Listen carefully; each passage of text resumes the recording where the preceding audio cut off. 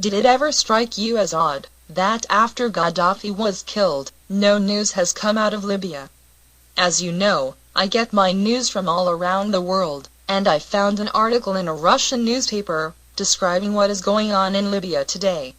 NATO may have very well messed up a country that is now trying to undo the mayhem that NATO created by bringing mercenaries into this country. Here is the gist of the article. Be intelligent and make up your own mind. Don't ever let anyone tell you how to think. Has anyone noticed the virtual silence on Libya among Western news agencies? They want you to believe that Libya was quiet today, and without any conflict, living in peace, preparing for democracy. But this is not the case. What I am about to say should come as no surprise at all for those of us who know Libya, know Colonel Gaddafi, and who warned NATO about the monumental mistake being made before the invasion began, as indeed was the case before Iraq, back in 2003. NATO, however, in its greed, just does not learn. As the IAEA invents lies about Iran, and includes in its team scientists who are As the IAEA invents lies about Iran, and includes in its team scientists who are wholly unqualified for the task to monitor the Islamic Republic's nuclear program, we see the same old story being repeated. It begins with the lies about a bloodthirsty dictator, or a dangerous regime posing a threat to the USA, or its allies. The UNO is bullied into naming NATO as the world policeman. Skullduggery and blackmail then replace diplomacy, after which NATO bombs the crap out of a country, murdering men, women, and children alike, using cluster munitions, and breaching every rule in the book.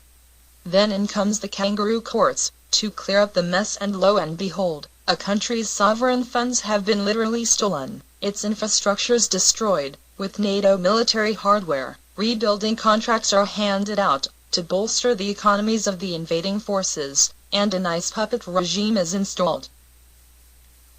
However, in the case of Libya, the story is far from over.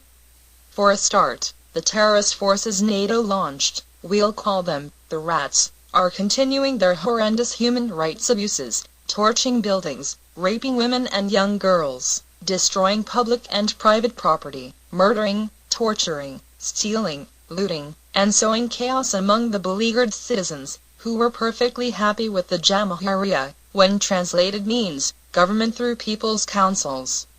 The country's assets were deposited in the citizens' bank accounts. There was a 70% approval rating, from unofficial polls in favor of the Jamahiriya. What do Obama, Cameron, and Sarkozy have to say about that? Nothing. Would NATO allow the Libyans to include the Jamahiriya in a future election?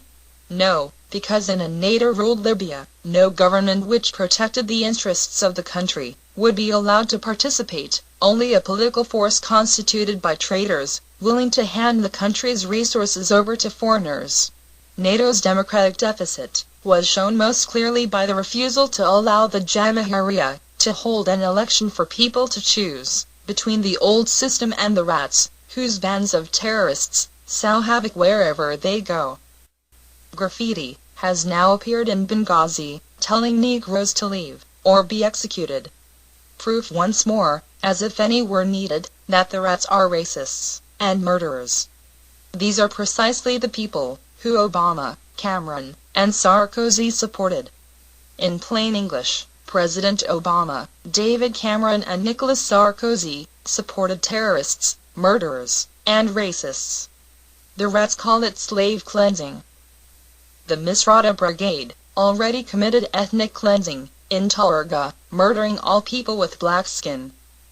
The Libyan Liberation Front is composed of elements of the Libyan armed forces, loyal to the legitimate anti-terrorist government of Libya, the Jamahiriya, the armed tribal forces, and the volunteers, who have taken up arms to protect their villages, towns, and cities, against the terrorists unleashed by NATO. Despite 9,000 murderous terrorist bombing raids, by NATO's missile diplomacy approach, these heroic forces have stood firm, and have inflicted massive casualties on the terrorists, racists, murderers, looters, torturers, sexists, arsonists, rapists, and thieves that NATO calls the rebels. The Green Resistance recently liquidated the terrorist leader Mzlatan al-Bursa Bojela. Fighting was ongoing in Tripoli on Friday, after prayers, in Green Square, and Bab al-Azizia. Southern Misrata patriots are fighting against the terrorist traitors, North Misrata brigades. The Libya Liberation Front, or LLF, is active in Thurga. LLF active in Tobruk, Zlatan, Karyan and Sabha. Indeed, the LLF is active in all regions of Libya. The rats know very well that without NATO's skirts to hide behind, they would not win a single battle. A traitor is basically a coward, the rats are both. Another NATO disaster. This time, supporting terrorists, racists, murderers, and rapists. How low can NATO get? This time it will have consequences. NATO's reputation, along with thousands upon thousands of rats, are buried beneath the sands of Libya, in tatters, while from the desert emerges a pride of lions, chasing the rats back to the sewers of Qatar, Misrata and Benghazi, from which they emerged.